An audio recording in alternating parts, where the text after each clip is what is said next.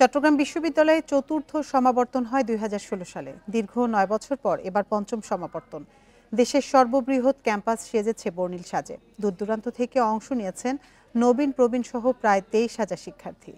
সন্তানদের সাথে বিশেষ মুহূর্তের সাক্ষী হতে এসেছেন তাদের বাবা মা। সবার চোখে মুখে তৃপ্তির হাসি। প্রধান উপদেষ্টার হাত থেকে সনদ পেয়ে খুশি শিক্ষার্থীরা। পড়াশোনা শেষ করে প্রিয় ক্যাম্পাস ছেড়েছেন বহুদিন আগে, তবে এখনো চোখে ভাসে ক্যাম্পাস জীবনের দিনগুলোর কথা। তাই তো পঞ্চম সমাবর্তনের খবর পেয়ে ছুটে এসেছেন প্রিয় ক্যাম্পাসে। মুঠোফোনে তুলেছেন সেলফি, বন্ধুদের সাথে করেছেন কুশল বিনিময়।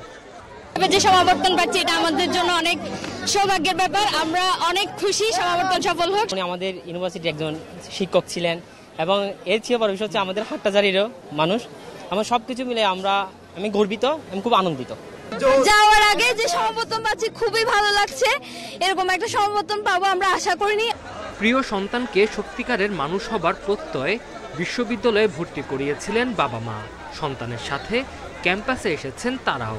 এমন মুহূর্তে আবেগ আপ্লুত তারাও। সমাবর্তনে ওরা পাবে, সম্মান পাবে, ওটা আমারও সম্মান, সেজন্যই ভালো লাগছে। খুব খুশি, আমার বলার কিছু নয়, অনেক অনেক খুশি। আমার জীবনে এমন একটা জিনিস পাচ্ছি, আল্লাহর দরবারে অনেক খুশি আমি।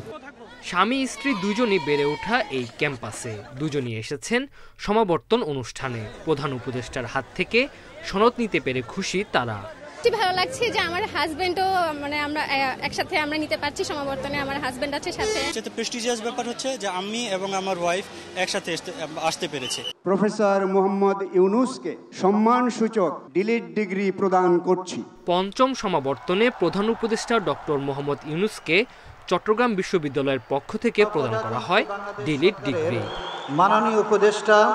Independent news.